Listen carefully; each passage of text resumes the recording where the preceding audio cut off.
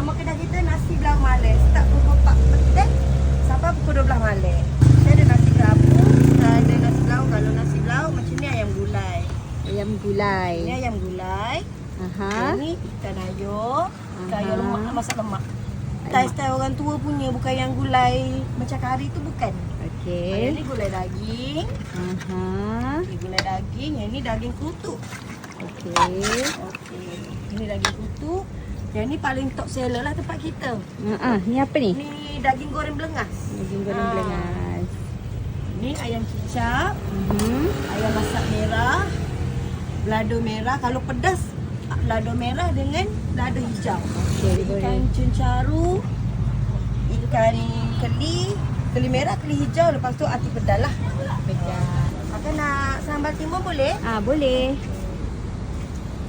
Sambal nak lebih? Boleh.